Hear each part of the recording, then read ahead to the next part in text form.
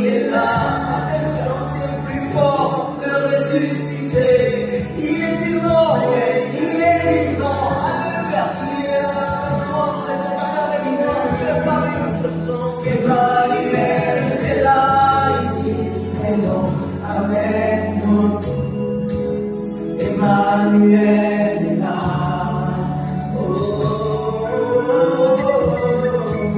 Emmanuel est là, ici, présent avec moi. Emmanuel est là. Alléluia. Emmanuel est là. Emmanuel est dans ta maison. Emmanuel est dans ton bureau. Emmanuel est dans ta voiture. Emmanuel est dans ton travail. Emmanuel est dans tes études. Emmanuel est dans tes projets. Emmanuel est dans tes projets. Dans le combat, toujours à mes côtés dans les défis. Il est dans ma famille quand je suis pas là. Il s'occupe des miens quand je suis absent. Il est avec moi même quand je dors. Il combat mes ennemis dans les songes. De tous mon côté, je n'ai seul. Même s'il sent une grande armée. Ah, je le sais, il s'appelle Emma.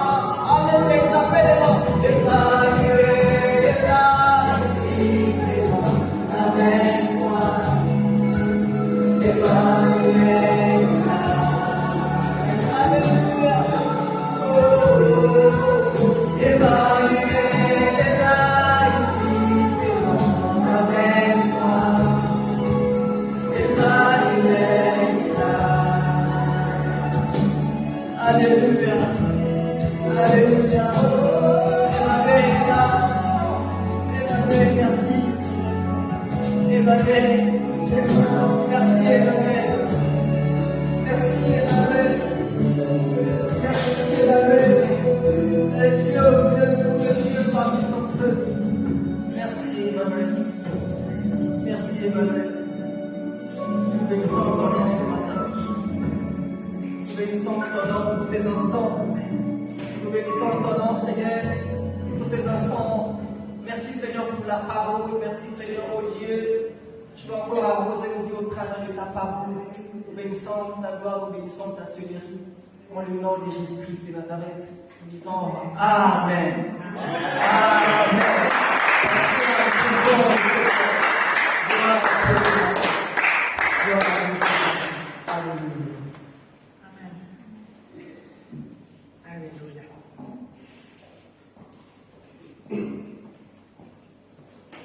Gloire à Dieu. Merci Seigneur. Merci Seigneur pour ta présence. Merci Seigneur pour la louange, Seigneur, parce que quand on est dans ta présence, Seigneur, tout est tellement puissant, Seigneur. Tu nous renouvelles ton Saint-Esprit, Seigneur. C'est tout ce dont nous avons besoin, Seigneur. De lui vient la force, de lui vient la puissance. C'est un esprit puissant d'adoption, Seigneur. Et ce matin, je te demande par ta grâce que ton Saint-Esprit soit épais, Seigneur, autour de nous, en nous, Seigneur.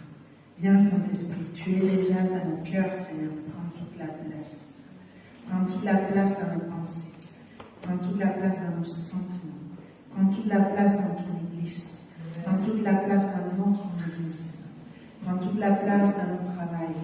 Prends toute ta place dans nos projets, Seigneur, dans notre santé. Viens, Saint-Esprit, inonde tout de ta présence. Seigneur, quand nous chantons, ce ne sont pas que des paroles, Seigneur, c'est un cri de ton peuple, Seigneur, vers toi, Seigneur. Ton peuple, Seigneur, qui a en toi son espérance, Seigneur. Ton peuple qui est au milieu de toutes les situations, qui est au milieu de toutes les confusions de ce monde, Seigneur. Vois en toi son rocher, Seigneur.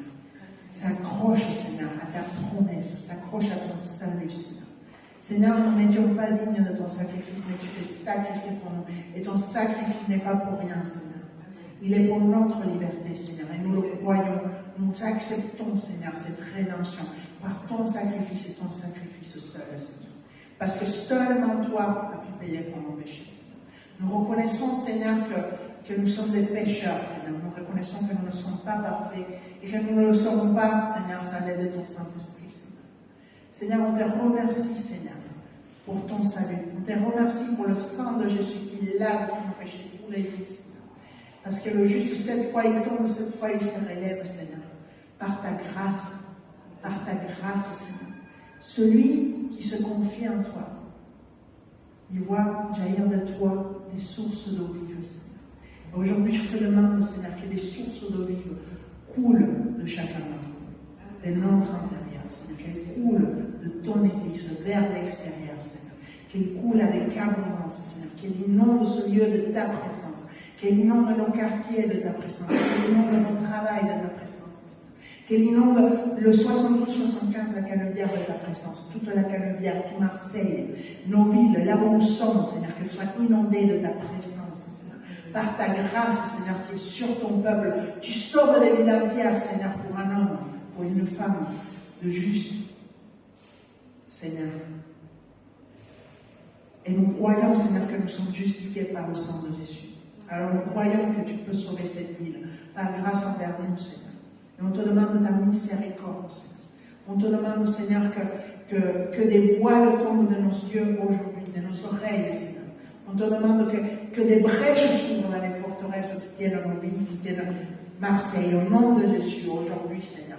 Que des brèches, Seigneur, s'ouvrent dans les forteresses que le diable a tissées dans nos cœurs, dans le nom puissant de Jésus, dans les forteresses que le diable a tissées dans nos pensées maintenant. Au nom de Jésus, on se dresse contre ces forteresses, on brise les forteresses de confusion, on brise au nom de Jésus les forteresses de rébellion, au nom de Jésus, on brise les forteresses de contrôle, au nom puissant de Jésus, on brise les forteresses qui tiennent notre intelligence dans le nom de Jésus, qui nous empêchent de recevoir la révélation, on brise les forteresses. Maintenant, au nom de Jésus, on se dresse contre toute forteresse de légalisme, de jugement, de critique, de malédiction, et on te brise au nom de Jésus, diable. Je défais les œuvres que tu as faites dans nos vies, dans notre église, dans notre ville, dans le nom puissant de Jésus-Christ. On coupe et on traverse au nom puissant de Jésus, parce que le Seigneur est tout puissant, et s'il est avec nous, qui est contre nous? Grâce à lui, grâce à le sang de Jésus, tu as l'autorité, dans le nom de Jésus, pour briser les forteresses dans ta vie. Maintenant, Seigneur, je te demande d'ouvrir notre entendement, de renouveler l'intelligence, Seigneur, de renouveler les corps et les cœurs, Seigneur, de façon à ce que chacun d'entre nous puisse voir qu'on est des filles et des fils de Dieu. Au nom puissant de Jésus, Seigneur, on garde nos ennemis naturels, spirituels, Seigneur. Maintenant, au nom de Jésus, on crie pour la justice, Seigneur. On crie, Seigneur, pour la liberté, Seigneur. Parce que tes enfants ont droit par le sang de l'agneau, Seigneur. Maintenant, au nom de Jésus, on se dresse contre tout esprit d'esclavage, contre tout esprit d'échec, on te met dehors de nos vies de l'Église. Au nom puissant de Jésus, on te met dehors maintenant de l'évangélisation, on te met dehors des épis, des groupes de prière. Maintenant, diable, tu sors au nom de Jésus, esprit de mort, esprit de confusion, esprit de manipulation, sors au nom de Jésus. Maintenant, esprit d'aveuglement, tout aveuglement spirituel, surtout spirituel, on te brise dans le nom puissant de Jésus, diable, tu es vaincu maintenant. Esprit de vol, esprit de ruine, esprit d'esclavage, sors de l'Église maintenant, dans le nom puissant de Jésus, on brise les forteresses qui est fait sur nos vies maintenant, tout ce qui est fait pour nos pieds, maintenant on se délie dans le nom de Jésus, on délie nos frères et nos sœurs, au nom puissant de Jésus, tout esprit de sommeil, tu sors maintenant de l'Église, dans le nom de Jésus, tu lâches les enfants de Dieu, maintenant tu lâches chaque homme, chaque femme, chaque enfant, chaque adolescent, sors maintenant toute oppression, c'est quelque sorte que ce soit de forteresse d'oppression maintenant, je te brise au nom de Jésus, lâche notre tête, dans le nom de Jésus, lâche notre intelligence, au nom de Jésus, lâche notre entendement, au nom puissant de Jésus, lâche notre connaissance de Dieu, au nom de Jésus, lâche notre foi maintenant, au nom puissant de Jésus, toute oppression maintenant, l'incrédulité, sors maintenant de nous, dans le nom de Jésus, peur, sors maintenant, toute forteresse de peur, on brise au nom de Jésus, toute forteresse de découragement, de mépris, maintenant d'échec, on te brise au nom de Jésus, dans ta capacité, tu es vaincu, diable, je délie mes frères et mes sœurs de toute la forteresse dans ta capacité, on se délie maintenant, on délie l'Église, on délie notre ville, au nom de Jésus, de toute malédiction, diable, tu es vaincu, Seigneur, maintenant on te donne toute la gloire, parce qu'à toi revient toute la gloire, il n'y a pas d'homme, il n'y a pas de femme comme toi, Seigneur, c'est pas notre onction, parce qu'on est est bon ni rien, mais c'est parce que c'est toi, Seigneur, par ta grâce, qui fait l'œuvre, Seigneur. Tu coupes, tu traverses, Seigneur, tu nous donnes, Seigneur, les armes, tu nous donnes l'armure, Seigneur. C'est pour ça qu'on met le casque du salut, la cuirasse de la justice, le bouclier de la foi, la ceinture de la vérité, la chaussure de l'aile pour proclamer l'évangile. Et on prend l'épée de l'esprit qui est ta parole, Seigneur, qui coupe les mensonges du diable au nom puissant de Jésus. Seigneur, maintenant je me dresse contre toute forteresse d'oppression qui empêche l'Église de prendre sa Bible, de la lire au nom puissant de Jésus, de recevoir révélation, de recevoir l'enseignement au nom de Jésus. Diable, tu lâches la WC, tu lâches les esprits, tu lâches les cultes au nom puissant de Jésus, tu lâches maintenant le temps de prière et de dévotion personnelle de chaque homme et de chaque femme. Au nom de Jésus, je lis maintenant toute chair qui veut prendre le contrôle au nom puissant de Jésus. Je t'obéis au nom puissant de Jésus. Et Seigneur, on te donne toute la gloire, Seigneur, à toi, Jésus, parce que tu nous donnes le droit, Seigneur, par ta grâce, au nom de Jésus. Personne n'est comme toi, Jésus. Personne n'est comme toi. Seigneur, tu viens, Seigneur, maintenant, avec ta puissance, Seigneur, adoucir nos cœurs, Seigneur. On te remet, Seigneur, tout ce qu'on va partager ce matin, Seigneur, pour que ce soit gravé dans nos cœurs comme un tatouage, Seigneur, ta parole. Et que personne ne puisse nous le voler. Au nom de Jésus. Amen.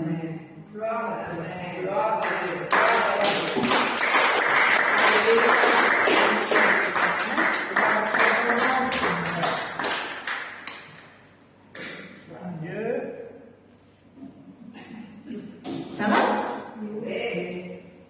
Regardez, ça va aller encore mieux. Amen. Parce que la parole de Dieu est pleine de vie, elle nous fait du bien. Amen. Et elle est là pour fortifier, elle est là pour nous donner, nous ouvrir les yeux. Amen. Elle est là pour nous libérer. Amen. Et si on doit être libéré, c'est pourquoi? Ouais. Et pourquoi on doit être libéré? Parce que on n'est pas libre.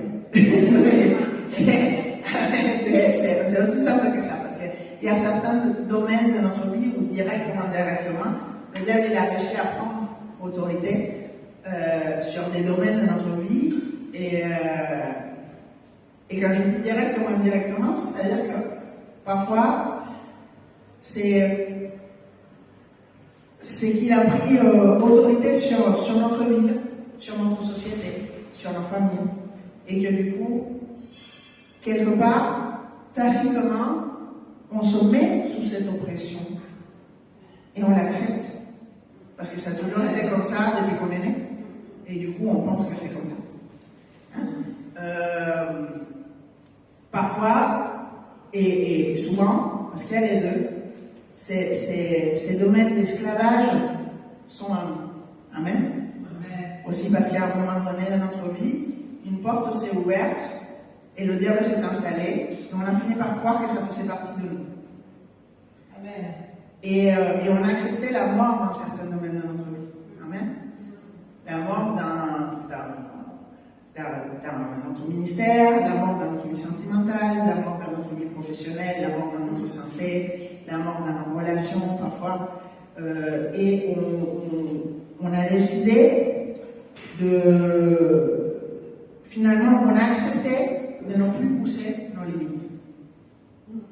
Amen. Et parce que, quelque part, on ne se sent pas digne. Parce que le diable fait très bien ce travail-là de nous rappeler toutes les choses pour lesquelles on n'est pas bon. Hein? Ou pour lesquelles on s'est déjà trompé, ou pour lesquelles on a déjà essayé et ça n'a pas marché. Évidemment que le diable, c'est l'accusateur de nos âmes. La parole de Dieu le présente comme ça. Le diable est l'accusateur de nos âmes. On ne peut pas s'attendre à ce que le diable vienne nous chanter des louanges, sauf s'il veut nous séduire pour après mieux nous casser. Le diable est l'accusateur de nos âmes, il vient pour voler, tuer, détruire. Amen. C'est comme ça qu'on va reconnaître dans notre vie, par les fruits du diable dans notre vie. C'est-à-dire que s'il y a la culpabilité, s'il y a l'accusation, le diable est battu. La parole de Dieu nous dit aussi que devant le diable se répand le découragement. Alors, si tu te sens découragé, tu sais d'où ça vient. Amen. Ça veut dire que le diable est près de toi, qu'il n'est pas loin, et qu'il est là en train de te raconter des choses pour te faire te sentir mal. Ok? Qu'est-ce que la Bible dit aussi? Il vient pour voler, tuer et détruire. Amen. Donc, si tu sens que dans ta vie, tu mérites quelque chose d'autre, et peut-être que tu l'avais, mais ça t'a été volé, tu sais que le diable a participé. Amen. Tu sais que ton ennemi, ce n'est pas les personnes, c'est les démons qui sont derrière. Amen. S'il y a un domaine de ta vie, de ta santé, de ta vie personnelle, de ton ministère qui est mort, le diable a été là. Amen. Il tue. Si quelque chose que tu avais bâti a été détruit, tu peux t'attendre à ce que le diable soit derrière ça aussi. Ok? Alors, c'est important qu'on le connaisse contre un ennemi, pour pas qu'on se trompe, et qu'on puisse faire le bon combat. Amen. Après, on est l'église de Jésus-Christ, et même si, de façon très, très, très importante, il faut qu'on sache qu'il faut combattre le diable au nom de Jésus. Amen. Nous prêchons l'espérance. Amen. Alors, je ne veux pas vous faire un culte sur le diable, pas du tout. Je ne veux pas lui faire ce plaisir là. Par contre, on va le combattre. Amen. On va parler de ce que le Seigneur nous promet dans ce temps. Amen. On va faire un culte à Jésus. Amen. On va faire un culte d'où on va sortir avec les armes pour aller briser et avancer. Amen. Dans notre vie, dans notre ville, dans notre ministère, dans l'église. Amen. Amen. Qui veut avancer dans sa vie? Alors, comment vous voulez avancer? Amen. Dans la foi. On est dans le trimestre de la foi. Amen. Et dans l'année de résurrection. Amen. Gloire à Dieu. Alors, on va continuer à parler de la résurrection. Dans les vies des femmes, on s'est lancé un but. C'est vraiment d'aller à fond sur cette année de résurrection, de comprendre ce que la résurrection voulait dire, et de comprendre aussi notre rôle en tant que femme, parce que vous vous rappelez, le chapitre de cette année, c'est Luc 24, où ce sont Marie de Magdala, Jeanne et Marie de Béthanie qui sont allées au tombeau et qui l'ont trouvé vide. Amen. Donc, c'est vrai que pour nous les femmes, ça nous parle beaucoup, parce que on se reconnaît beaucoup dans ces trois femmes, autant dans leur peur que dans leur amour qui leur donne ce courage d'aller jusqu'au tombeau, mais aussi dans cette foi un peu négative. Parce que même si le Seigneur il leur avait déjà parlé, il leur avait déjà donné la prophétie, comme il nous donne à nous des paroles prophétiques, il va se passer ça et ça, quand le problème arrive, ben, c'est comme si on se souvient de plus rien de la parole. Et au milieu de l'oppression, on y va avec une foi négative. Elles ne sont pas allées retrouver Jésus ressuscité, elles sont allées embaumer un cadavre. Amen. Donc, et on voit que ça n'a pas réputé le Seigneur de leur donner la bonne nouvelle et de répéter à elle, aux apôtres, à tous ceux qu'il a rencontrés pour qu'ils se rappellent des paroles. Et vous savez pourquoi? Pour nous, c'est exactement le même temps en ce moment. Et il faut qu'on se mette dans ce mindset, dans cet état d'esprit. Essayez de voir le parallèle entre eux et nous. Parce que parfois, on lit la parole comme si c'était un film de Sefirelli, parce que ça a un peu intoxiqué notre tête, de notre vision de comment sont les évangiles. Le bon Jésus avec les yeux bleus. Il est fort probable qu'il n'ait pas eu les yeux bleus, Jésus. Donc, au-delà de son apparence, c'est surtout ce côté un peu lisse, instagrammable des apôtres, des évangiles, des saints, en fait. Et là où le Seigneur veut nous amener dans les évangiles, c'est à connaître nos frères et nos sœurs à ce moment-là de la résurrection. C'est-à-dire qu'ils étaient abattus, plus grande victoire du monde. C'est-à-dire, qu'est-ce qui s'est passé à la croix? Jésus a vaincu le diable. Il est parti dans les enfers, il a prêché en bas, il a arraché les clés de l'enfer et il est remonté. Donc c'était le moment de la plus grande victoire de l'univers. Néanmoins, le ressenti sur terre était celui du plus grand échec de l'univers. Pour l'Église, pour les apôtres. Et pourtant, ils étaient dans la résurrection. Hein? Pourquoi? Ecclésiaste 7 nous dit quelque chose de très, très fort. Quand il y a l'oppression, le sage devient insensé. Quand il y a l'oppression, l'intelligent devient bête. L'oppression nous prend la tête et on devient bête. On écoute la prêche, on a la parole prophétique entre les mains, on ne comprend rien. Alors, qu'est-ce qu'on fait contre l'oppression? 2 Corinthiens 10. Qui s'en souvient? Les armes de notre Église ne sont pas charnelles, mais puissantes dans l'esprit, pour briser les forteresses, les raisonnements et les arguments et toute auteur qui s'élève contre la connaissance de Dieu. Alors, il y a de l'oppression dans le temps de la résurrection. Et ça, on le voit dans Luc 24. Il y a de l'oppression, on est au milieu de la victoire, mais on ne sent pas. On ne sait pas vraiment ce qu'il faut. D'accord? Alors, mon frère, ma soeur, aujourd'hui, il faut que tu te lèves et que tu réprimes l'oppression de ta vie. Parce qu'il y a de l'oppression, il y en a, et on est tous oppressés.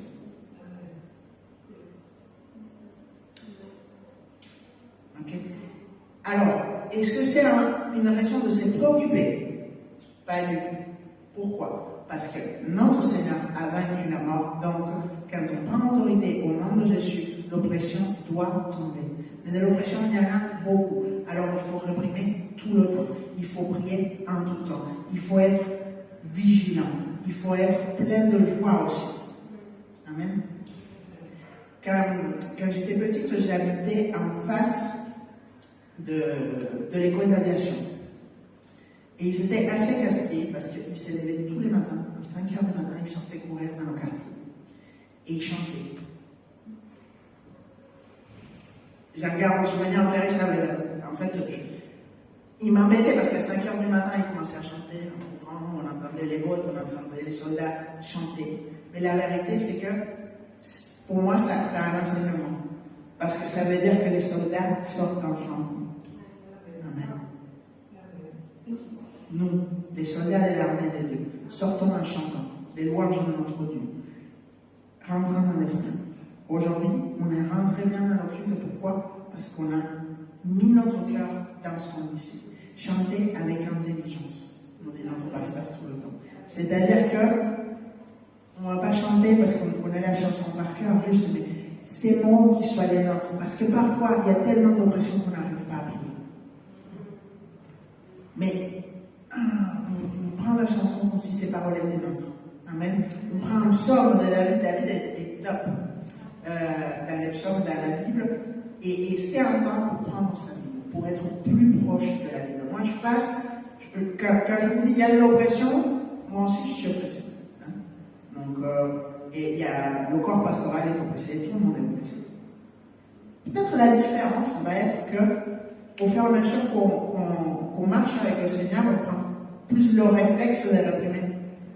Amen. Mais cette autorité est donnée au peuple, autant qu'au pasteur, autant qu'à tout le monde. C'est juste le fait qu'on le voit quand on prend autorité contre le diable, quand on prend sa foi, on commence à voir les fruits dans sa vie. Et même au milieu des plus grandes tempêtes, on voit les gens fleurir. Amen. Et là, c'est là où on commence les ministères à voir émerger les ministères, les leaders, les anciens. Pourquoi? Non pas parce qu'ils sont parfaits ou rien, ou parce qu'ils n'ont pas de problème, mais parce qu'au milieu des problèmes, on les voit tenir ferme et regarder vers les autres. Avoir cette passion pour les âmes qui a caractérisé Jésus. Amen. Et ne pas s'arrêter. Parce que le diable, il veut nous arrêter avec l'oppression. Il veut qu'on se dise, non, je me sens trop mal, je ne vais pas à l'église. Ou non, qu'est-ce que je veux aller faire à l'évangélisation si je suis un pécheur? Et tout le contraire. Ou qu'est-ce que je vais faire à l'évangélisation? J'ai trop de problèmes. J'irai quand j'aurai plus de problèmes. Tu peux être tranquille. Le diable, il ne te laissera pas tranquille jusqu'à ce que tu ne puisses jamais le faire. Amen. Au contraire, c'est à ces moments-là, les moments où on a le plus d'oppression, les moments où on est le pire, on va être plus collé du Seigneur et plus collé des frères et sœurs. Amen. Parce que quand je prends un peu de foi, mon frère et sœur, il m'en prête un peu. Quand j'arrive avec un problème et que j'entends mon frère, ma soeur qui donne un témoignage sur un truc pareil et que je vois que Dieu a fait le miracle dans sa vie, là, je commence à comprendre le Seigneur, il peut le faire dans ma vie aussi. Amen. Donc, c'est ça. Le temps de résurrection est un temps d'oppression, mais c'est un temps où tout se prépare pour que le peuple de Dieu explose dans la puissance. Amen. Et c'est ce qu'on voit dans Luc 24, et cette semaine, on a encore l'épée des femmes, donc on va encore aller là-dedans. Et les hommes aussi, certainement, dans leur épi. Mais là où je veux en venir, c'est qu'on est dans un temps puissant. Amen. Alors, mon frère, ma soeur, ne passe pas à côté de ce temps de puissance. On est dans un temps de guerre, mais un temps de résurrection. Amen. C'est-à-dire, qu'est-ce qui se passe là? On est dans le temps où Marie, Jeanne et Marie se sont rendus compte qu'il était ressuscité. Mais elles se sentaient encore tristes, fatiguées, menacées par des Romains. Elles vivaient encore dans une situation où elles sentaient qu'elles n'avaient pas des droits. Amen. Et le Seigneur, il va nous donner avec Ézéchiel 47, qui est la parole clé pour aujourd'hui. On va la lire ensemble. Ézéchiel 47. Tu veux bien me lire pour moi, s'il te plaît? Ouais. Voilà. Je vais faire travailler mon âme.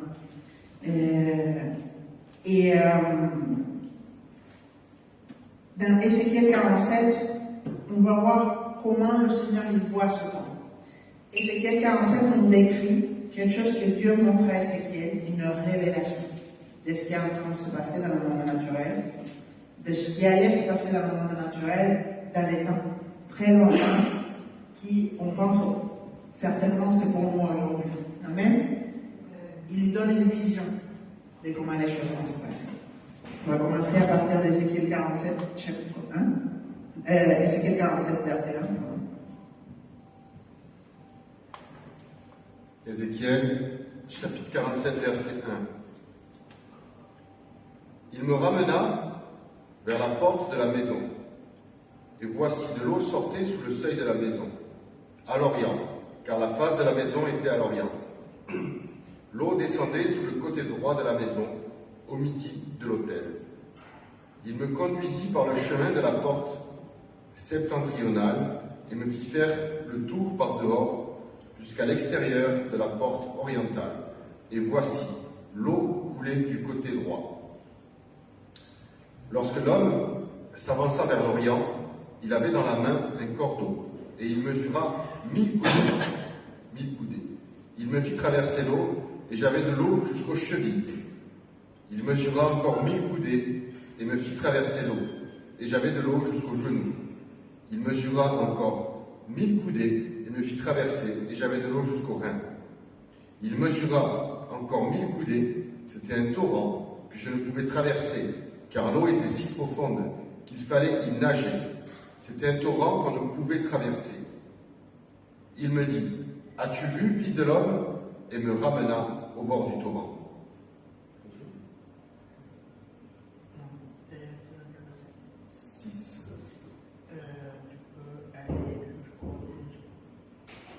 Quand il m'eut ramené, voici, il y avait sur le bord du torrent beaucoup d'arbres de chaque côté. Il me dit, cette eau coulera vers le district oriental, descendra dans la plaine et entrera dans la mer. Lorsqu'elle sera jetée dans la mer, les eaux de la mer deviendront saines. Tout être vivant qui se meut vivra partout où le torrent coulera. Il y aura une grande quantité de poissons, car là où cette eau arrivera, les eaux deviendront saines et tout vivra partout où parviendra le torrent. Des pêcheurs se tiendront sur ces bords, depuis Engedi jusqu'à Anglein. On étendra les filets, il y aura des poissons de diverses espèces, comme les poissons de la grande mer, et ils seront très nombreux. Ces marais et ces fosses ne seront point assainis, ils seront abandonnés au sel. Sur le torrent, sur ses bords de chaque côté, croîtront toutes sortes d'arbres fruitiers. Leur feuillage ne se flétrira point, et leurs fruits n'auront point de fin. Ils mûriront tous les mois, parce que les eaux sortiront du sanctuaire. Leurs fruits serviront de nourriture, et leurs feuilles de remède. Amen. Alléluia. Vous avez compris quelque chose?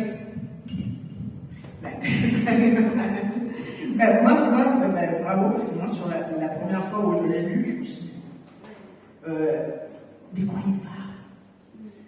On commence avec les eaux qui sortent de sous la porte de la maison. La maison, c'est le temple, c'est l'église. Amen. Et là, on se place, on va placer les choses dans le contexte. Où était Ézéchiel? Est-ce que vous vous souvenez d'où était Ézéchiel et de quoi il parle?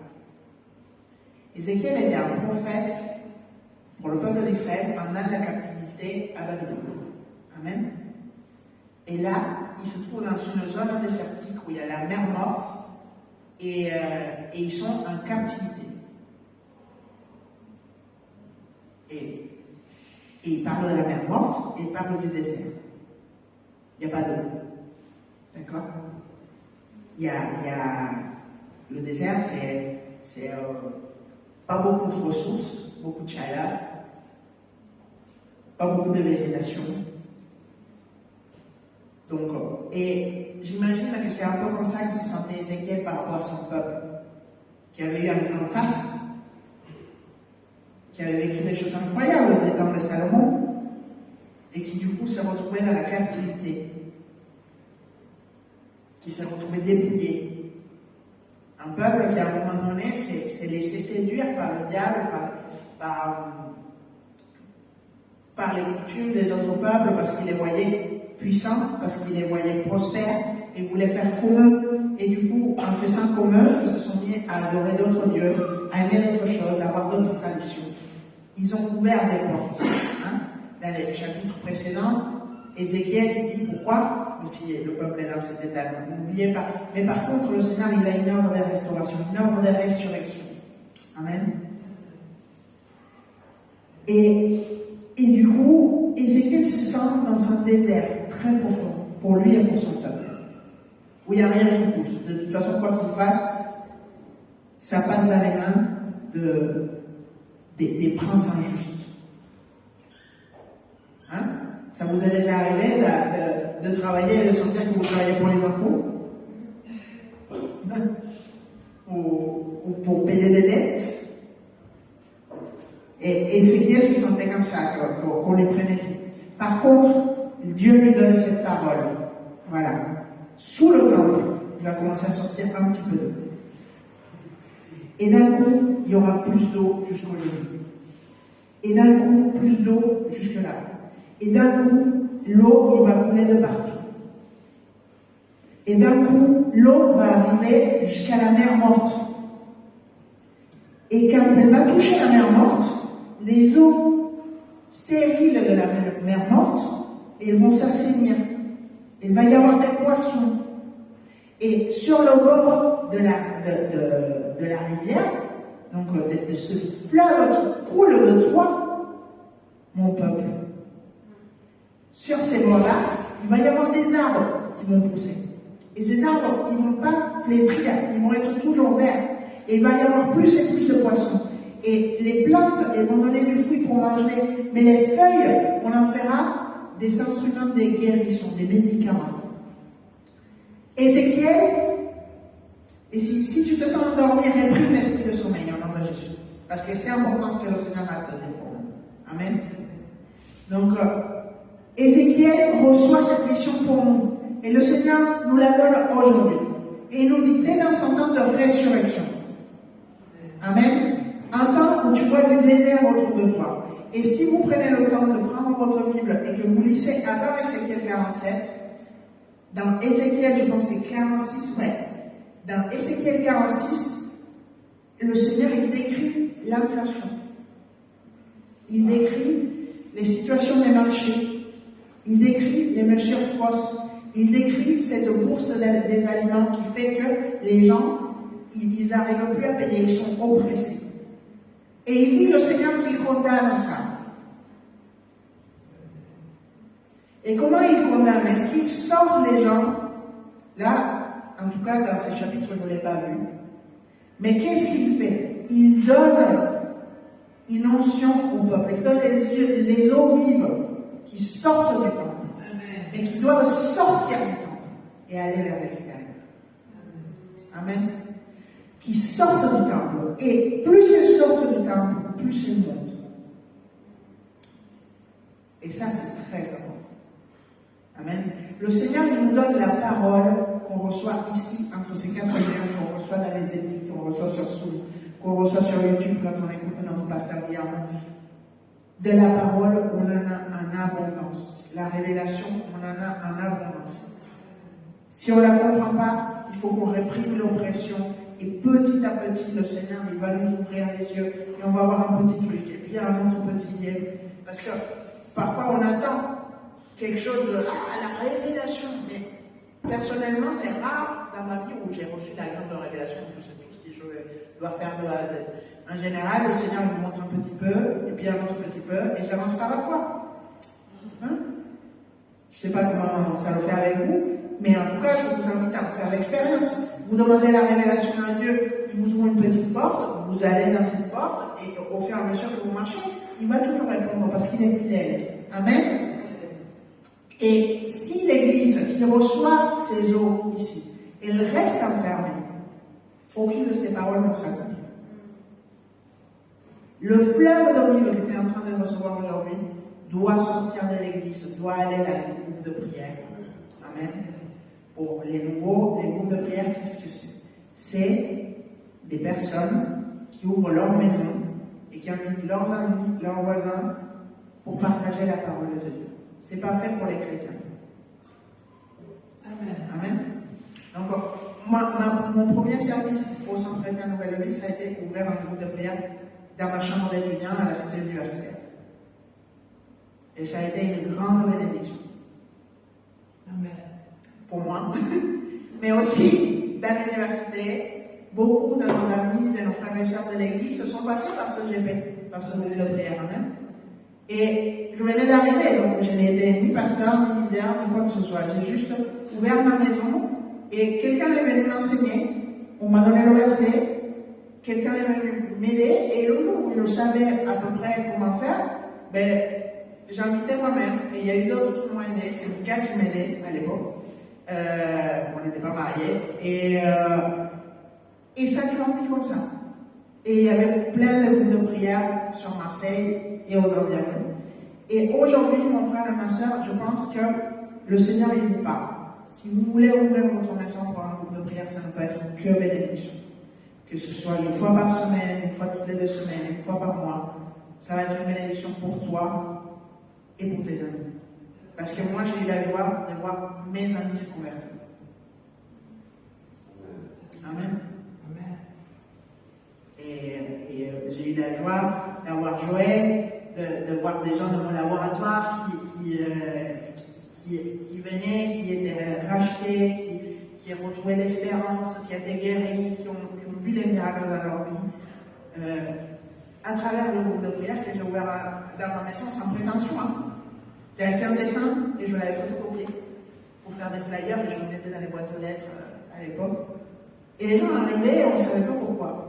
Donc, mais après on est allé à évangéliser, ça a été le début de tellement de choses dans ma vie. Mais dans la vie de chaque frère, chaque sœur qui a ouvert sa maison. Alors, prie le Seigneur et laisse-toi conduire. Amen. Et peu importe là, je vous dis, j'habitais dans la cité universitaire. Donc, si tu n'as pas un château, c'est pas grave. Amen. Donc, c'est petit, la cité Mais, voilà. Alors, et l'eau sort de sous la porte, elle sort toute petite, mais au fur et à mesure, elle grandit. Je me souviens, il y a eu le pasteur à l'époque était venu au GP et il m'a dit en fait, on peut mettre 4 rangées de chaises dans ma chambre, dans ma période d'université. Et on peut rentrer 20 personnes. Je lui ai dit, écoute, c'est mon chambre, je dors. Parce qu'effectivement, on manquait de place. Et il a fallu ouvrir d'autres GP dans le 9e. Mais on manquait de place à la maison. Les fleurs augmentent. Amen. Et ce que nous on cherche, ce n'est pas du chiffre. C'est du salut. Amen. C'est les âmes.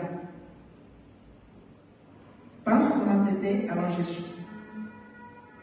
Pense même, en étant chrétien, combien de choses le Seigneur, combien de portes il a ouvertes, combien de situations il t'a sorti.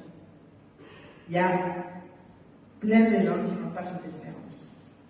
Il y a même plein de frères et sœurs chrétiens à Marseille qui courent d'une église à l'autre à chercher quelque chose, mais qui n'arrivent pas à s'en renseigner. Il faut briser cet esprit normal, cet esprit qui les empêche de retrouver repos. Au nom de Jésus sur nos frères et sœurs. Les groupes de prière, on était un point d'entrée pour beaucoup des frères et sœurs qui étaient dans cet état. Parce qu'ils ne voulaient pas venir dans une église, parce qu'ils avaient été blessés. Mais par contre, ils voulaient bien aller chez la copine.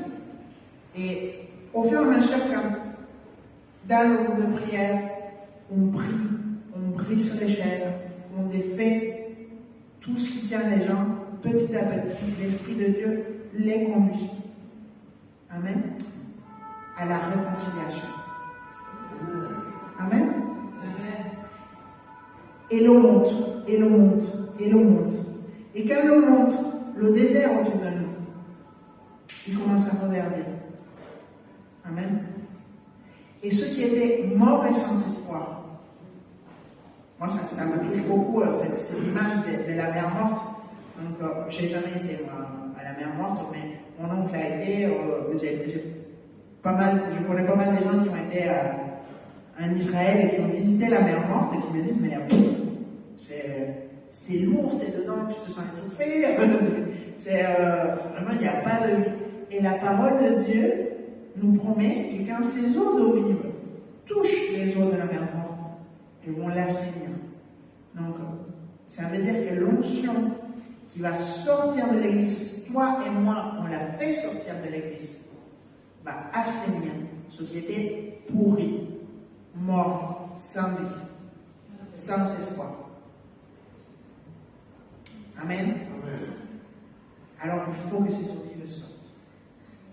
Amen. Et là, le Seigneur il amène la prospérité que l'avarice, l'oppression, l'esclavage ont volé dans le chapitre 46. Le Seigneur, il ne fait pas pleuvoir des billets. Il ne change pas l'ordre du monde pour que les enfants de Dieu soient au gouvernement. Aucune de ces choses n'arrive. Par contre, les eaux qui touchent font que le peuple de Dieu vit de miracle en miracle. Il a la provision et l'abondance. Amen. Et du jour au lendemain, on commence à avoir des choses. Nous, on a vécu des temps dans notre couple, on n'avait rien. Mais vraiment rien, quoi. Je me souviens que j'avais 20 € par semaine pour aller faire les courses pour nous deux, plus le chien. Sachant que la bouffe du chien était quasiment 20 €. Et où je priais devant la caisse toutes les semaines pour que je puisse faire mes courses avec les 20 €, pour que ça ne dépasse pas les 20 €. À l'époque, il n'y avait pas les zapettes. Maintenant, on sait avec les zapettes combien on va dépenser dans la caisse. Mais à l'époque, je mettais mes trucs dans le caddie et je comptais, je me disais, Seigneur, mais je voulais manger correctement. Et la vérité, c'est qu'on n'a jamais manqué de rien. On a toujours très bien mangé avec 20 € par semaine. On a eu des miracles, on vous a peut-être déjà raconté. On a dû quitter notre appartement parce qu'on ne pouvait pas le payer, mais on n'avait pas de travail. Donc, pour déposer un dossier, pour avoir un appartement, déjà, à ce moment-là, c'était très difficile sur Marseille. Et en plus, je travaillais dans le 9e, donc je voulais habiter dans le 9e. Le 9e, c'est un peu chicos, là. Donc, du coup, les gens, ils ne te louent pas comme ça. Quoi. Donc, on a fait notre dossier et on n'avait aucun des deux du travail. Et Mika, il travaillait un peu par intérim, mais moi, je travaillais gratuitement dans le laboratoire. Et en fait, on a mis notre dossier, l'agence l'a perdu. Et ils nous ont attribué l'appartement. Et on a eu l'appartement parce qu'ils étaient embêtés parce qu'ils avaient perdu notre dossier. Donc, ouais, mais ce qui est plus fort là-dessus, c'est que moi, je me dis, bon, ça c'était en 2007. On était mais vraiment au plus bas financièrement. Et on a travaillé par la foi, hein. Moi je travaillais gratuitement par la foi et le Seigneur a pourvu. Et on se disait que jamais, je veux dire, honnêtement, si on pense dans le monde comment les choses se passent, étape par étape, etc., notre avenir financier était très. Ça s'annonçait très difficile, en tout cas, on n'était pas prêt à acheter une maison. Et 3 ans plus tard, on a acheté notre premier appartement. Parce que du jour au lendemain, le Seigneur a commencé à changer notre situation. Mais quand je dis du jour au lendemain, la vérité c'est que d'abord il y a eu la main. C'est-à-dire que tous les mois on avait de quoi payer notre loyer, vraiment par miracle. Tous les mois on se disait comment on va y arriver, mais on a toujours payé notre loyer. Le Seigneur nous a appris à administrer notre argent, nous a aidés à payer nos dettes.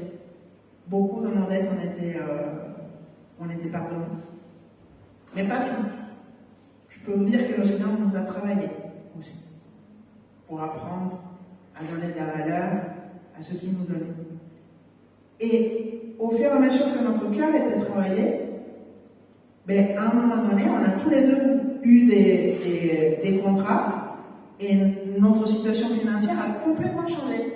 Et on s'est présenté à la banque en se disant, bon, on va voir si on peut acheter. Ils nous ont dit oui. Et on n'en revenait pas. Parce que moi, j'étais en CDD à l'époque encore. Donc, et honnêtement, on s'était dit tout simplement, ben, vu le prix des loyers, est-ce qu'on peut acheter un appartement en payant le crédit pour le prix de notre loyer actuel?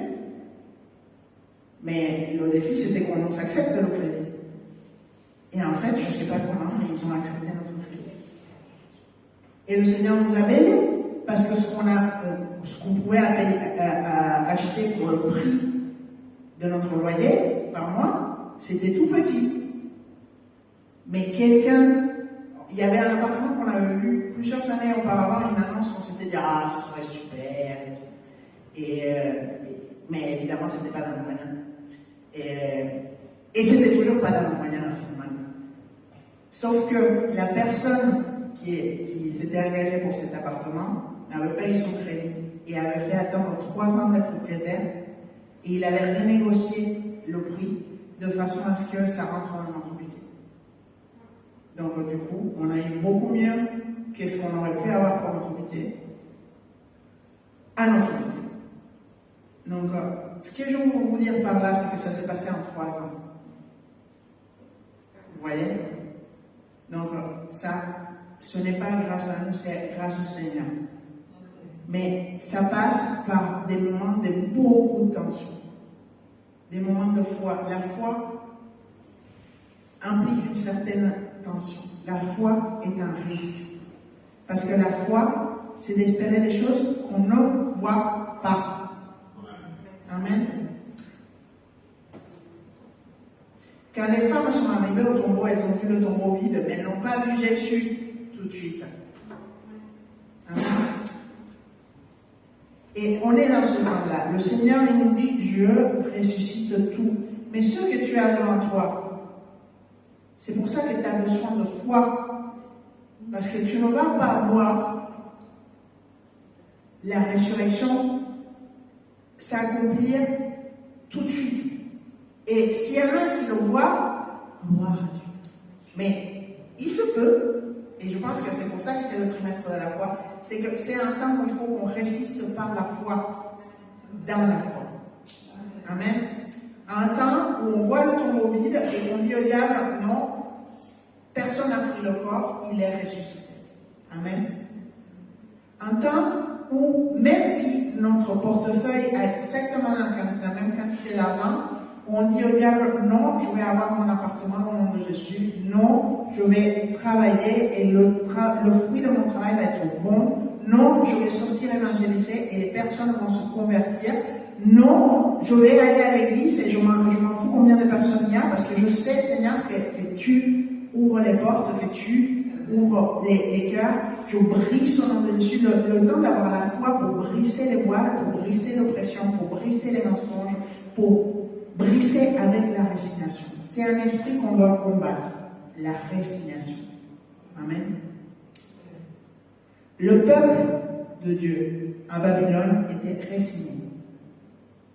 Néhémie a galéré pour faire que le peuple construise la ville. Pourquoi? Parce que quand on veut reconstruire la ville, le diable il nous présente les menaces, l'agressivité, l'opposition. Il y aura toujours des gens, même des chrétiens, qui vont venir pour nous raconter tout ce qui ne va pas. Amen.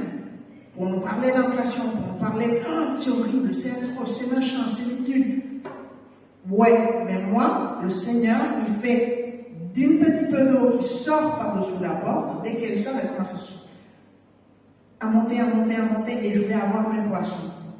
Et même si tu as que 20 €, tu vas bien manger. Amen. Parce que c'est la promesse de notre Dieu. Alors arrête de compter et de placer ta foi où sont tes yeux. Parce que tes yeux, ils vont te tromper. La foi est la certitude de ce que tu ne vois pas. Amen. Si tu commences à regarder autour de toi, à compter, à voir les prix, l'inflation, tu es submergé par l'oppression. Alors que le Seigneur te dit, réprime l'oppression parce que l'oppression te rend bête, t'empêche de voir. Alors dès que tu te sens oppressé, au nom de Jésus, je brise l'oppression sur ma vie, sur mes sentiments, tout endormissement, tout sommeil, l'esprit de sommeil, je te réprime de ma vie au nom de Jésus.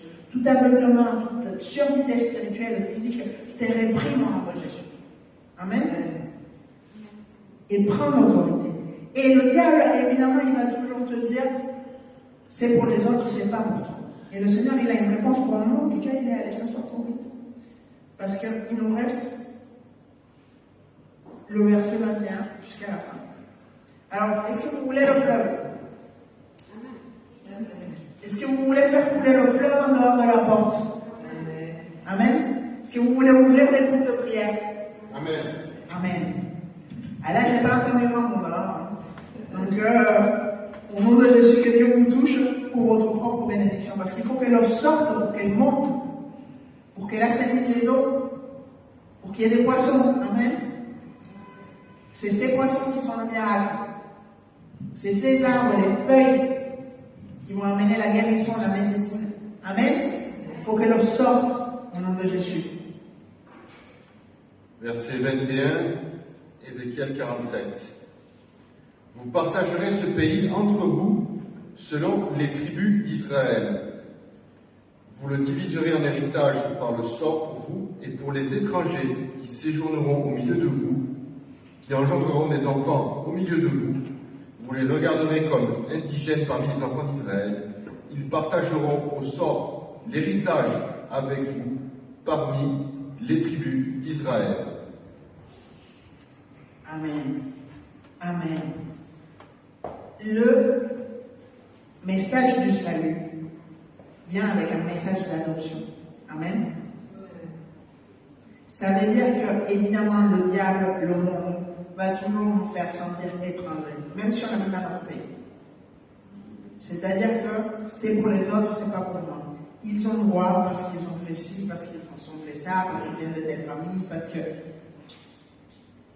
Et le Seigneur, il nous dit aujourd'hui, tout étranger qui aura d'enfants dans cette terre aura le même héritage. Amen. Et quand il parle d'enfants, dans notre sens, ça parle d'enfants spirituels. Il y a une condition encore pour cette promesse. C'est-à-dire que le Seigneur, il nous rachète, on a le même héritage que les gens très puissants. On a le droit, parce qu'on a la grâce, à une condition, qu'on porte du fruit. Amen. Qu'on fasse sortir l'eau de la maison.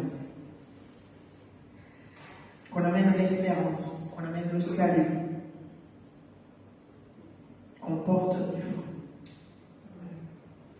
Beaucoup d'hommes et de femmes de Dieu avec des grands appels, des grandes promesses, ont vu leurs eaux s'assécher. Parce qu'ils ont gardé les eaux pour eux. Et ça s'assèche. Alors que si on laisse l'eau couler, si on porte du fruit, il y aura bénédiction pour nous et on sera bénédiction ailleurs. Et en portant du fruit, l'héritage qui nous correspond, même si on est arrivé à la dernière minute, est exactement celui des enfants d'Israël. Amen. Le peuple élu. Amen. Tu es élu. Je suis élu. Le Seigneur nous révèle aujourd'hui. Il nous dit, tu as le droit, par le sang de l'agneau et par la foi. Amen. Par la foi. Et bon, c'est super clair là-dessus. Il nous parle des hommes et des femmes de foi. Amen. Qui ont hérité des promesses à cause de leur foi. Amen. La foi amène un risque. La foi amène l'action. Amen. La foi n'est pas seulement croire que Jésus est né et ressuscité. La foi nous amène à faire ce qu'il nous a dit. Aimez-moi au-dessus de toutes choses et ton prochain comme toi-même. Amen. Ça change toute la donne parce que quand tu aimes mon prochain comme moi-même, je veux que mon prochain connaisse Jésus comme je le connais. Parce qu'il recevra des miracles comme je les reçois. Amen. Et ça déclenche une puissance qui met le diable à défaite. Amen. Le diable, il veut voler, tuer, détruire. Il a déjà volé, tué et détruit dans notre vie, dans notre église, dans notre ville, dans notre famille, tellement de fois. Maintenant, il est au peuple de Dieu. Maintenant, on a une notion de résurrection que personnellement, je n'avais pas eu auparavant. Je ne sais pas toi, mais moi, je vis un temps nouveau. Pourquoi? Parce que Jésus revient. Amen. Et son plan, c'est un plan de salut. Moi, quand j'ai vu tous ces gens qui sont morts à la multivolie, qui se sont couchés en se disant que le lendemain, ils allaient chercher des œufs de Pâques et qui ne se sont pas réveillés, ça m'a beaucoup peiné, mais ça m'a beaucoup interpellé. Je me suis dit, on pense toujours qu'on a le temps, mais en fait, on n'en sait rien.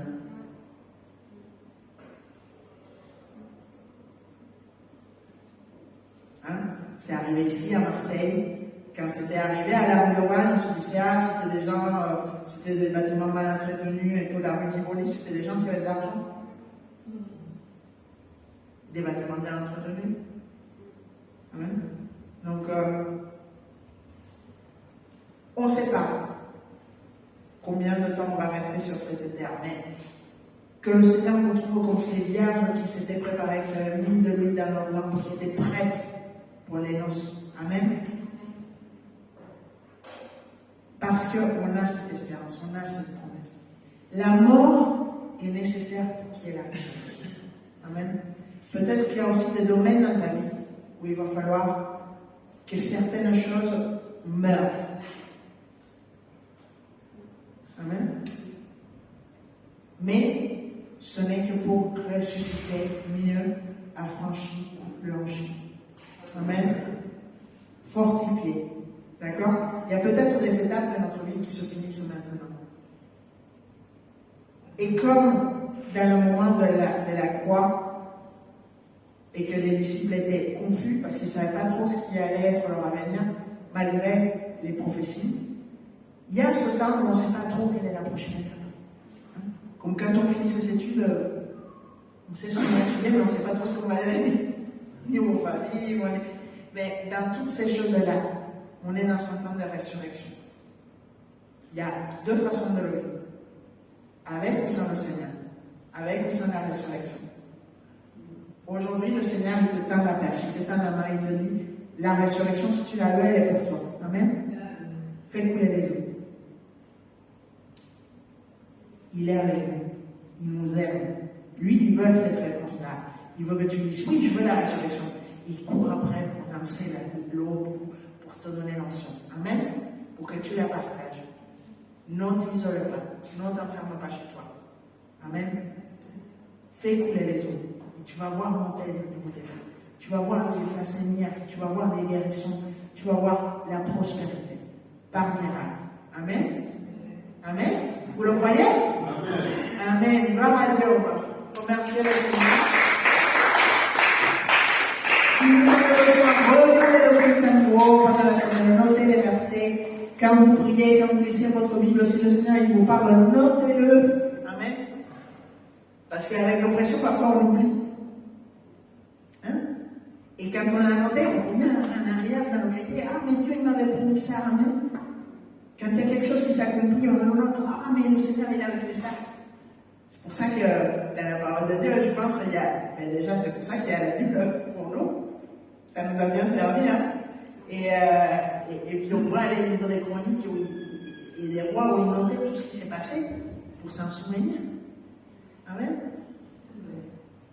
Et le Seigneur, il va amener la prospérité. Amen.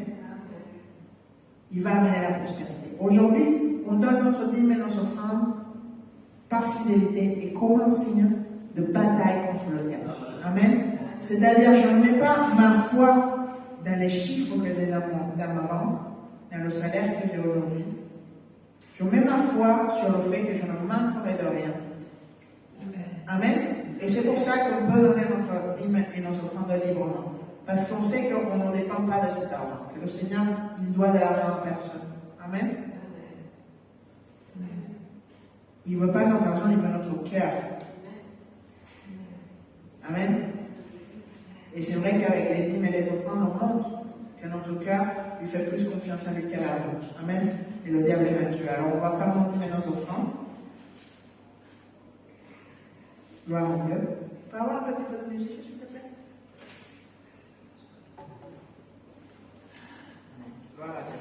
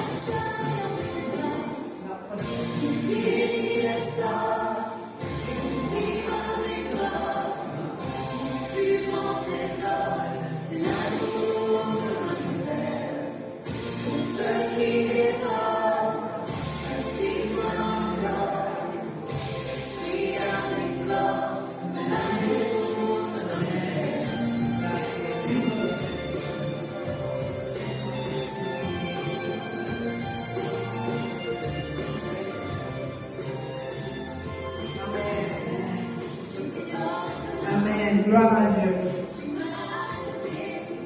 Hébreux 9, versets 15 à 17 nous rappelle, amen, nous rappelle que Jésus est mort pour ça. Vous connaissez la nouvelle alliance, le nouveau pacte. Amen. Et c'est pourquoi il est médiateur d'une nouvelle alliance, en sorte que la mort étant intervenue pour la rançon des transgressions qui étaient sous la première alliance, ceux qui sont appelés reçoivent l'héritage éternel qui a été promis. Amen. Le Seigneur est mort pour que toi et moi on puisse recevoir l'héritage éternel qui a été promis. Amen. Alléluia. Car là où il y a un testament, il est nécessaire que la mort du testateur intervienne Amen. Car un testament est valide lorsque la mort est intervenue, puisqu'il n'a pas de force tant que le testateur vit. Amen. Jésus est mort, il a payé la rançon, il a fait la nouvelle alliance. À partir de ce moment-là, le testament du Seigneur avec notre héritage est devenu valable pour ces enfants qui s'accrochent. Amen. Amen. Pour ceux qui font couler les eaux vives. Tu veux le fleuve? Amen. Tu vas faire couler l'eau vive? Amen. Amen. Gloire à Dieu.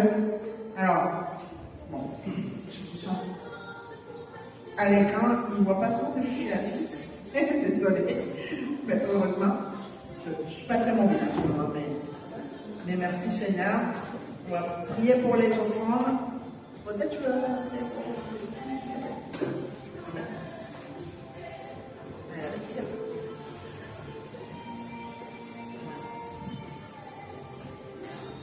Seigneur, on te demande de bénir et de multiplier, Seigneur, dans le nom puissant de Jésus-Christ.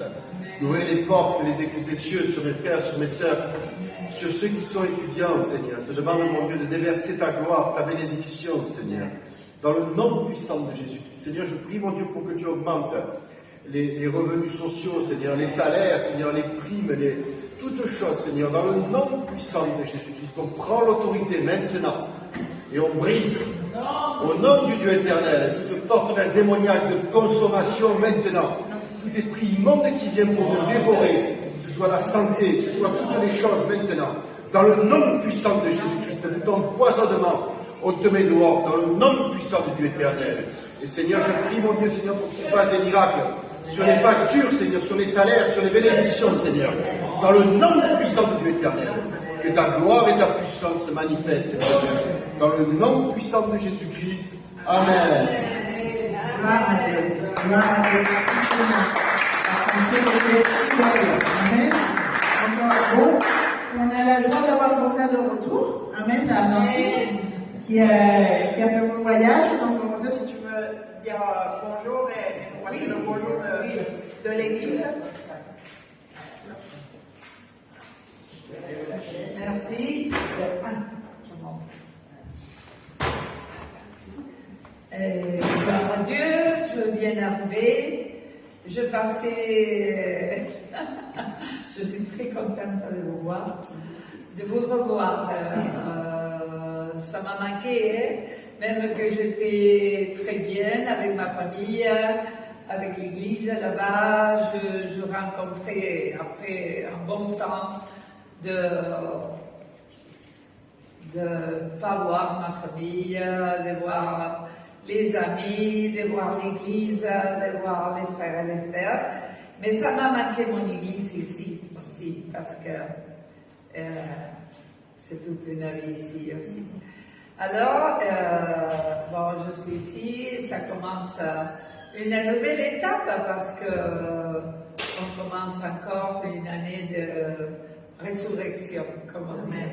Et on va ressusciter beaucoup de choses, beaucoup de choses. Moi, j'espère beaucoup de choses dans ma vie encore, même avec les années qu'on a dessous. Mais je suis très contente de revenir et je remercie à Dieu pour cette église qu'on a ici et pour tous les projets qu'on a et pour toutes les promesses qu'on a dans notre église ici à Marseille. Et je bénis le Seigneur pour me permettre de revenir. Et je suis très heureuse de vous trouver et de continuer à être ensemble. Amen. Pour tout le temps que le Seigneur décide. Amen. Amen. Gloire à Dieu, que Dieu vous bénisse et on continue ensemble. Amen. Amen. Gloire à Dieu, gloire à Dieu, gloire à Dieu. On est content de l'avoir de retour aussi. Merci, Amen. Merci. Alors, et les chanceux se Rosa, elle est notre pasteur Guillermo, notre pasteur Pierrot, toute la famille là-bas. Ah, je vous envoie le bisou de tout le monde. Pardon, j'oubliais. Je vous envoie je vous embrasse au nom de l'Église de Buenos Aires, les églises aussi qui étaient des visites pour le trimestre, et vous embrasse et je vous dis de la part de tous que Dieu vous bénisse aussi et toujours tous ensemble. Amen. Et il y a beaucoup de choses que m'ont dit, que Dieu vous bénisse,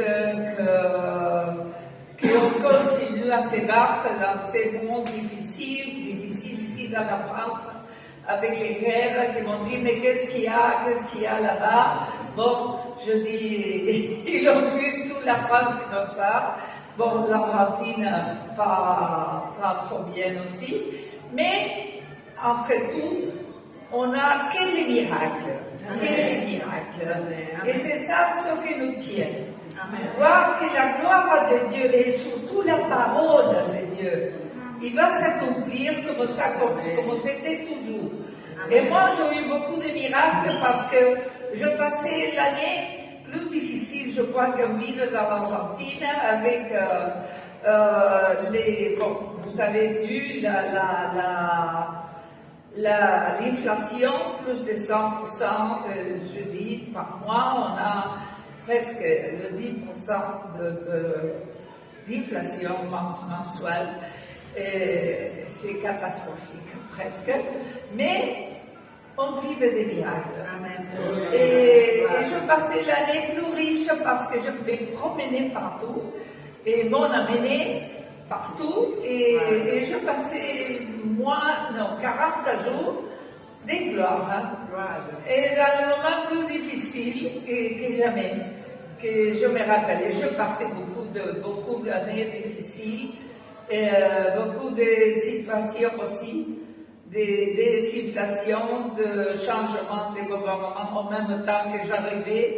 Et bon, mais le Seigneur, il était présent dans tous les moments de ma vie, et surtout cette année. Alors, gloire à Dieu, prenez cette parole que le Seigneur, il est très fidèle. Amen. Avec ses enfants. Amen. Amen. Et on va passer tous les moments difficiles parce que le Seigneur, il est plus puissant que tous les mauvais moments que le diable, il pense à nous faire passer.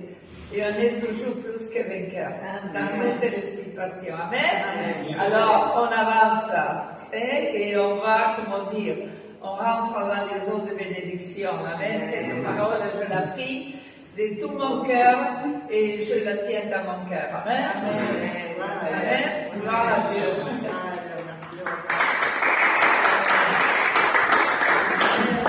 C'est beau ça. La parole, on la tient dans tout notre cœur. Est-ce que vous l'avez compris pour ça? Je ne sais pas qu'on n'oublie pas qu'on la tienne. Amen. Amen. Merci Seigneur. On te donne toute la gloire, Seigneur. Merci pour ces promesses, Seigneur. Ces fleuves d'eau vive, Seigneur. Seigneur, je te demande que toute l'Église, mes frères et mes sœurs, chaque personne qui regarde ce culte, Seigneur, qui reçoive une révélation, Seigneur, et surtout que tu lui rappelles, Seigneur, ces fleuves, Seigneur, que tu nous parles par des rêves, par des songes, Seigneur, que dans les situations qu'on traverse dans la journée, on sente, Seigneur, cette parole, ton Saint-Esprit qui nous booste, Seigneur, qui nous fortifie et qui nous la rappelle, Seigneur, au nom puissant de Jésus. Seigneur, tu vois cette oppression qui rend le peuple bête. Seigneur, maintenant, on se dresse contre dans le nom de Jésus. Maintenant, on se dresse contre tout esprit qui veut nous faire oublier la parole de la notion de réprime de nos vies. Dans le nom de Jésus, je te réprime de l'Église, de chaque homme, chaque femme. Alors, réprime avec ta bouche, amen. Parce que moi, je suis très content qu'il y a de pour toi, amen. Au nom de Jésus, diable, lâche nos têtes maintenant. Sors de nos têtes maintenant. Lâche notre mémoire. Au nom de Jésus, cette oppression qui nous embête autour de nos vies, de nos maisons. Maintenant, dans le nom de Jésus-Christ, lâche maintenant les projets, lâche les bébés au nom de Jésus, maintenant, brise dans ce que tu amènes contre l'évangélisation, les épées, les dépits, contre chaque frère et chaque soeur. Maintenant, on brise maintenant tout ce qui les empêche de se développer au nom de Jésus-Christ. Tu es vaincu, diable, contre toute maladie. On te met dehors maintenant, maladie du corps, maladie de l'âme. l'église maintenant, dans le nom de Jésus, diable. Tu lâches ceux qui sont malades maintenant, ceux qui ont la gastro. Seigneur, on te présente la vie de Suzanne, Seigneur, on te présente la vie de sa famille, on les couvre tous du sang de Jésus. Et diable, on t'ordonne, tu lâches leur vie dans le nom puissant de Jésus.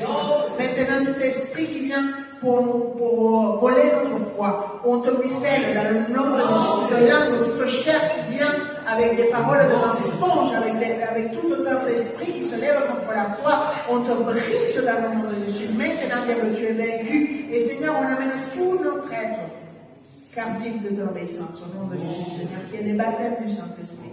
Que celui qui cherche du travail en toi, Seigneur, que celui qui cherche un appartement, il soit béni au-delà de ses espérances, Seigneur. Seigneur, je te demande de créer des amitiés nouvelles, Seigneur.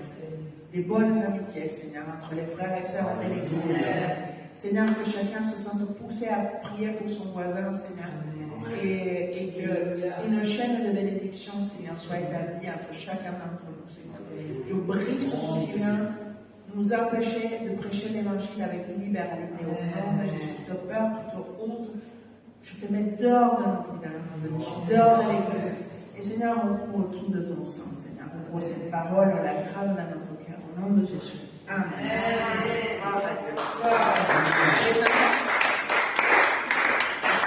Alors, il manque une annonce. C'est l'épi des femmes. D'accord. Alors, qui c'est qui fait les annonces? Ah ben c'est moi. Allez. Donc, demain, lundi, l'épi des hommes sur Zoom. Donc, c'est tous les lundis à 20h15. Donc, si vous n'avez pas le lien WhatsApp de l'épi des hommes, demandez-le. Amen. C'est un très bon moment.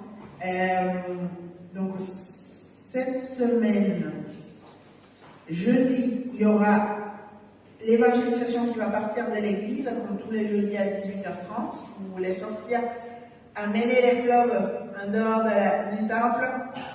Jeudi, vous avez l'occasion à 18h30. Amen. Et rendez-vous ici et d'ici vers partout. Vendredi, nous avons le culte d'intercession ici à l'église à 19h30. Amen. Samedi matin à 11h, on a l'épi des femmes sur Zoom aussi. Donc, on va envoyer le lien sur le WhatsApp de l'église. Amen. Comme ça, vous pouvez inviter qui vous voulez. Et dimanche, nous avons notre culte, comme tous les dimanches, à 11h. Et si vous avez besoin de prière, une fois que notre frère il aura fermé le culte, vous pouvez venir et on priera pour vous. Amen. Que Dieu vous bénisse. Amen. Amen.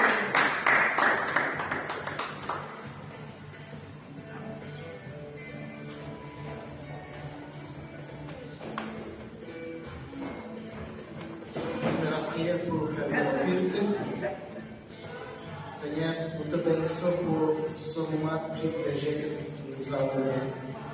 Nous avons eu la manifestation de l'Esprit dans la louange et dans la prédication.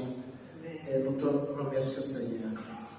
Nous te prions, Seigneur, que ce que nous avons appris, cette parole qui a arrosé encore nos cœurs, soit gardée par ton Esprit, que ça puisse nous aider, que nous puissions avoir l'occasion de la partager aussi. Seigneur, nous prions pour nos pasteurs, que ce soit les pasteurs qui sont en Argentine, en Espagne, en Italie, et nos pasteurs ici à Marseille. Bénis-les abondamment, bénis les familles, protège-les, Seigneur. Encore envoie une révélation qui puisse nous pastorer comme il faut, Seigneur. Seigneur, nous prions pour cette semaine humainement qui semble être une semaine difficile qui s'annonce, mais nous croyons en toi, Seigneur, que tu vas nous guider, tu vas nous garder, nous protéger dans cette semaine qui va arriver, Seigneur. Gardez les enfants, gardez ceux qui sont en vacances, gardez les parents, gardez nos frères et sœurs partout où ils se trouvent, Seigneur. Que les anges soient autour d'eux, qui gardent les maisons, les écoles, l'université, les métros et les bus. Gardez-nous à retour dans nos maisons, Seigneur, que le fait de l'Esprit qui a été manifesté dans nos vies, dans cette église, et dans les maisons, ceux qui ont pu suivre ou qui vont suivre nos cultes à la maison, que le fait de l'esprit soit manifeste, soit clair et visible, Seigneur. Nous te bénissons, je te bénis pour mes frères et sœurs, je te bénis pour la louange, la personne qui a conduit la louange, bénis-lui abondamment, Seigneur. Je te bénis pour la pasteur qui a prêché, bénis-la abondamment, Seigneur, dans toutes choses, Seigneur. Au nom puissant